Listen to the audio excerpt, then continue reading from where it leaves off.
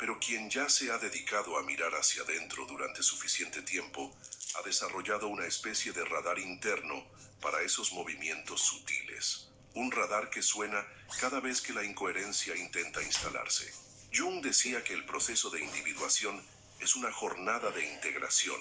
No se trata de volverse perfecto, sino de volverse entero, de mirar con honestidad todo lo que uno es: luz y sombra, fuerza y fragilidad, coraje y miedo. Y estas personas lo han entendido de forma visceral. Por eso no tienen vergüenza de recomenzar cuantas veces sea necesario. Saben pedir disculpas, saben admitir cuando se equivocan, saben cambiar de ruta. Lo más curioso es que esa búsqueda constante por la verdad interior genera un tipo de magnetismo difícil de explicar. Las personas alrededor lo perciben, sienten que hay algo diferente ahí. No se trata de ser iluminado, se trata de ser honesto, transparente, Gracias por los real. alimentos. Y esa transparencia tiene un efecto contagiante. Inspira sin necesidad de discursos, enseña sin necesidad de imponer. Y aquí surge el noveno hábito: la capacidad de crear límites, con una presencia tan firme que dispensa justificaciones. Estas personas no necesitan elevar el tono de voz para hacerse entender. No necesitan endurecer el cuerpo, ni asumir una postura agresiva para marcar territorio. El límite que establecen viene de un lugar tan profundo, tan legítimo, que el otro lo percibe antes incluso de escuchar la palabra no. Cuando algo o alguien amenaza la paz que ellas han cultivado con tanto esfuerzo, la respuesta es clara, rápida y serena. No hay drama, no hay necesidad de explicar demasiado. La energía habla por ellas, el cuerpo permanece estable, la mirada es directa, pero no es hostil. Existe ahí una autoridad que nace de la integridad y no del miedo. Estas personas aprendieron, muchas veces con dolor, que ceder demasiado es el camino más corto hacia el propio vaciamiento. Ya experimentaron el desgaste de intentar agradar a todos, de decir sí cuando el cuerpo gritaba no. Y ahora, después de muchas caídas y reconstrucciones, eligieron proteger su propio espacio interno como quien protege un territorio sagrado. Jung hablaba sobre la sombra reprimida que, cuando es ignorada, termina siendo proyectada en el otro. Y es exactamente eso lo que estas personas aprendieron a evitar. Ellas reconocen la incomodidad antes de que desborde. Perciben las primeras señales de sobrecarga emocional y antes de que la rabia tenga que hablar por ellas, se posicionan. Ellas aprendieron que cortar es reacción, delimitar es presencia, que imponer un límite no necesita ser un acto de violencia, sino de amor propio, que decir no puede ser tan acogedor como un sí, cuando es dicho con verdad. Y lo más interesante, cuando el ambiente ya no las acoge, ellas saben cuándo es hora de partir. Lo hacen con dignidad, sin dramatizaciones, sin necesidad de que el otro comprenda o valide, porque al final de cuentas, ya entendieron que la paz interna cuesta demasiado como para ser negociada. Y ahora, en este preciso momento, quizá estés recordando alguna situación en la que necesitaste un límite, pero dudaste. Tal vez estés percibiendo cuántas veces permitiste que traspasaran tu espacio solo para evitar conflictos. Si ese es el caso, sabe, está todo bien, porque reconocer es el primer paso para cambiar. Y tú estás aquí escuchando todo esto exactamente porque alguna parte de ti ya está lista para ese cambio. Y cuando el límite es colocado, algo curioso ocurre. El campo energético de estas personas se fortalece aún más, porque al decir no a lo que drena, automáticamente están diciendo sí a sí mismas. Un sí a la propia salud emocional, a la propia claridad, a la propia verdad. Y es en ese espacio limpio, recién protegido, donde el 10º hábito comienza a florecer: la capacidad de transformar dolor en servicio simbólico. Quizá esa sea una de las características más bonitas y al mismo tiempo más desafiantes de quien alcanza una vibración más alta. Estas personas no niegan el dolor, no lo esconden debajo de la alfombra, ni lo pintan de colores falsos para parecer siempre bien. Ellas lo miran de frente, se sientan con la incomodidad. Se permiten sentir todo lo que necesita ser sentido. Ellas saben que el dolor es una maestra dura, pero absolutamente necesaria.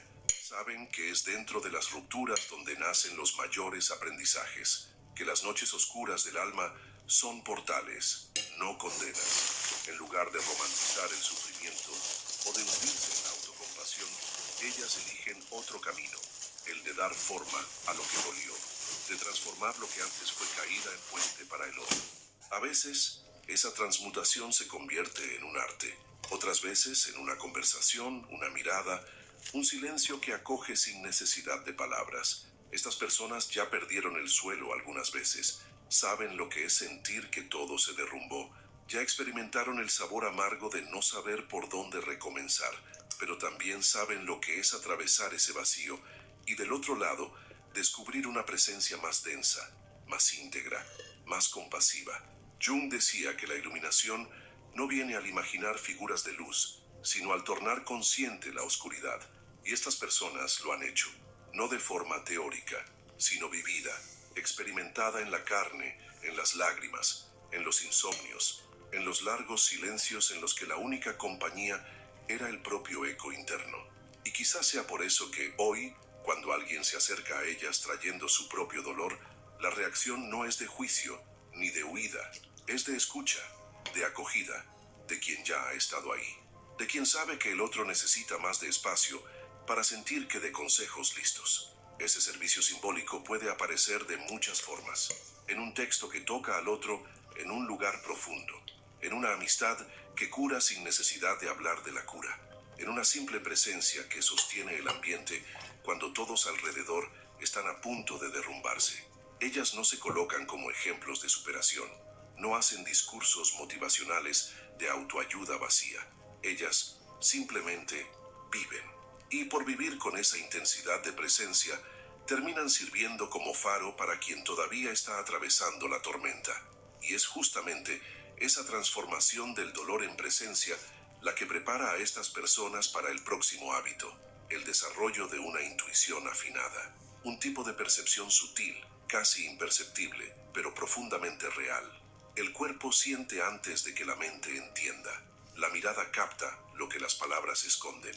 El aire de un ambiente revela más que las sonrisas ensayadas. Estas personas entran en un lugar y en cuestión de segundos saben lo que está ocurriendo allí. No porque alguien les haya contado, sino porque el campo informa.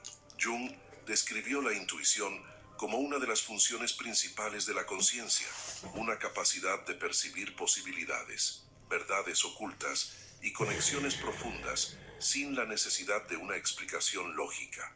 Y es exactamente así como estas personas operan. Ellas perciben antes de saber. Ellas sienten cuando el ambiente está cargado, cuando alguien se está mintiendo a sí mismo, cuando hay tensión escondida debajo de una conversación ligera. Reconocen los gestos, las miradas desviadas, el tono de voz que revela más de lo que el contenido de las palabras dice.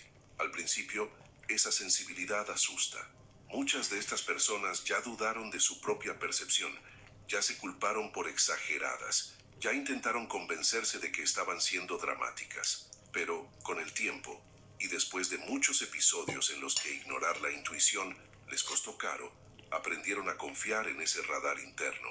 Hoy ellas escuchan ese llamado sin vacilar. Si sienten un malestar súbito, lo respetan. Si perciben un cansancio inexplicable al lado de alguien, se alejan.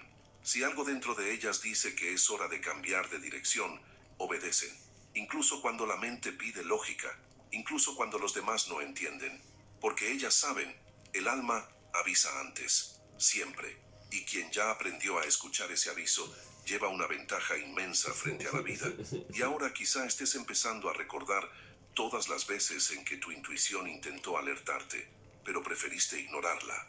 Y está bien. Porque lo más importante es darte cuenta de que a partir de ahora puedes hacerlo diferente. Y es exactamente esa conciencia, esa escucha interna que se afina con cada elección, lo que lleva al 12º hábito de estas personas que vibran de forma tan diferente. Ellas hablan con alma, incluso en los gestos más pequeños. No se trata de lo que dicen, sino de cómo lo dicen. No es solo la elección de las palabras, sino el peso vibracional que cada palabra lleva. Ellas no están preocupadas por impresionar con discursos largos o con un vocabulario rebuscado. Al contrario, a veces, una simple frase, dicha en el momento correcto, con la intención correcta, es capaz de tocar al otro en un lugar tan profundo que el impacto dura días. Puede ser un todo está bien, puede ser un te entiendo, puede ser solo una mirada sostenida unos segundos más de lo habitual. Lo que ocurre es que estas personas viven con coherencia interna. Lo que piensan, lo que sienten y lo que expresan caminan juntos. No existe ese desajuste que es tan común en quien